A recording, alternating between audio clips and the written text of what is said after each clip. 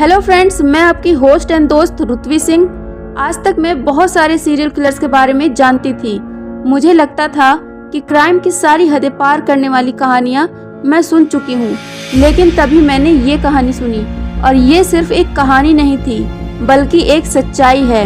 इस कहानी को सुनने के बाद मैं इसे अपने दिलो दिमाग से नहीं निकाल पा रही हूँ। आज जो कहानी मैं आपको सुनाने जा रही हूँ वो एक दिल दहला देने वाली सच्ची घटना है। ये घटना कर्नाटका की है, जिसमें कुछ ऐसे सीरियल किलर्स हैं जो गैंग बनाकर काम करते थे और काम ऐसे कि रूह की भी रूह कांप जाए।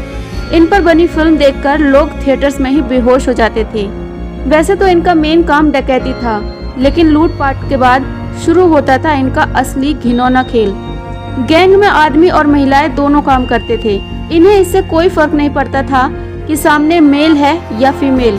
गैंग में आदमी महिलाओं का और महिलाएं आदमी का रेप किया करते थे और जिसके बाद ये विक्टिम का गला काट देते थे, क्योंकि गला काटने के बाद जब वो तड़पते हुए सांस लेने की कोशिश करता था और जब उसके सांस की नली से हवा खींचते हुए आवाज आती थी, वो आवाज इन्हें बेहद पसंद थी। ये लोग नेक्स्ट लेवल साइको किलर थे।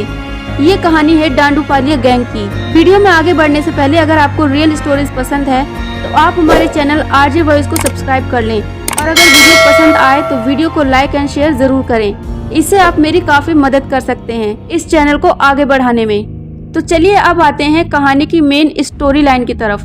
इंडिया के कर्नाटका स्टेट में डांडूपालिया नाम का एक गांव है जो बेंगलोर से करीब 1 घंटे की दूरी पर है।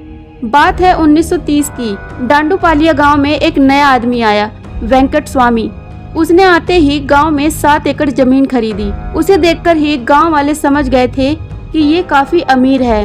नए और अमीर होने की वजह से वेंकट स्वामी गांव वालों के लिए एक आकर्षण बन गया था। वेंकट स्वामी ज्यादा किसी से बोलता नहीं था। गांव के ज्यादातर लोग बेहद ही गरीब और किसान थे, लेकिन वेंकट स्वामी क्या करता था ये किसी को मालूम नहीं था। ऐसे ही काफी वक्त बीत गया और एक दिन गांव में पुलिस आई और वेंकट स्वामी को गिरफ्तार करके ले गई। उसके बाद गांव वालों को पता चला कि वेंकट स्वामी एक डकैत है और उसके नाम बहुत से डकैती के केसेस चल रहे हैं। लगभग 3 महीने के बाद वेंकट स्वामी जेल से छूट गया और वापस डांडूपालिया गांव में आ गया, इस बार और भी खतरनाक होकर। वेंकट के 2 दोस्त भी थे जिनका नाम था मुनियप्पा और हनुमा। वेंकट ने इन दोनों की मदद से एक गैंग बनाया जिसके अंदर आदमी और महिलाएं थीं। वेंकट के जेल से छूटने के बाद आसपास के इलाके में बहुत से कत्ल होने लगे। वेंकट ने कुछ समय बाद शादी कर ली। शादी के कुछ महीनों बाद उसके 4 बच्चे हुए, 3 लड़के और 1 लड़की। 3 लड़कों में से नानरप्पा नाम का लड़का अपने पिता के नक्शे कदम पर चलता है। वो वेंकट की तरह ही डकैतियां करता है। काफी समय तक ऐसा ही चलता रहा। इनकी गैंग काफी ग्रो हो चुकी थी। उसके बाद 1996 और 2000 के समय में ये गैंग टॉप लेवल पर एक्टिव रहता है। इनके गैंग के क्राइम करने की स्ट्रेटजी एकदम फिक्स थी। सबसे पहले इनके गैंग से कुछ महिलाएं जाती हैं और वो घरों की रैकी करती हैं। जो घर उनको बाहर से अमीर लगता, उस घर का दरवाजा खटखटाकर कभी सब्जी बेचने वाले की एक्टिंग करती तो कभी गोद में बच्चा दिखाकर कुछ मांगने की एक्टिंग करती। जब वो घर के किसी भी मेंबर से बात कर लेती तो उसे अंदाजा हो जाता कि ये लोग कितने अमीर हैं और ये रैकी करने का काम महीनों तक चलता। वो एक ऐसा घर ढूंढते थे जिनके पड़ोसी दूर दूर हो। इसके बाद सारी जानकारियां लेकर वारदात को अंजाम देने से पहले वो घर के खिड़की दरवाजों का बहुत ध्यान रखते कि बाहर जाने का रास्ता कहाँ कहाँ है। जिसके बाद ये रात होने का इंतजार करते। रात होते ही इस गैंग के लोग अलग अलग ग्रुप में बंट जाते। सबसे पहले वो टारगेट घर के पड़ोसियों के दरवाजे बाहर से बंद कर देते ताकि चीख पुकार सुनकर कोई बाहर ना आ पाए। उसके बाद वो घर के हर दरवाजे पर अलग अलग टुकड़ों में तैनात हो जाते और आरी, कुल्हाड़ी और गैस कटर लेकर घर के दरवाजों को काटते और तोड़ते। जब खटर पटर की आवाज आती तो घर के लोग डर के जाग जाते। रात के अंधेरे में जब ये सब सुनते तो सबसे पहले लाइट जलाते, लेकिन तब घर वालों को पता चलता कि उनकी लाइट कट चुकी है। वो तुरंत मदद के लिए टेलीफोन के पास जाते। तब उन्हें पता चलता कि उनकी फोन लाइन भी काट दी गई है। जिसके बाद एंट्री होती है डांडूपालिया गैंग की। सीधे साधे घर वाले अपनी जान बचाने के लिए आगे बढ़ बढ़कर अपनी जमा पूंजी देते। पैसा और जेवर लेने के बाद उसके बाद शुरू करते टॉर्चर। सबसे पहले महिलाओं और लड़कियों का रेप करते, औरत, आदमी, बच्चा, बूढ़ा, ना उम्र से फर्क पड़ता और ना ही जेंडर से। गैंग की जो औरतें थी वो भी विक्टिम आदमी का ब्रूटल रेप करती।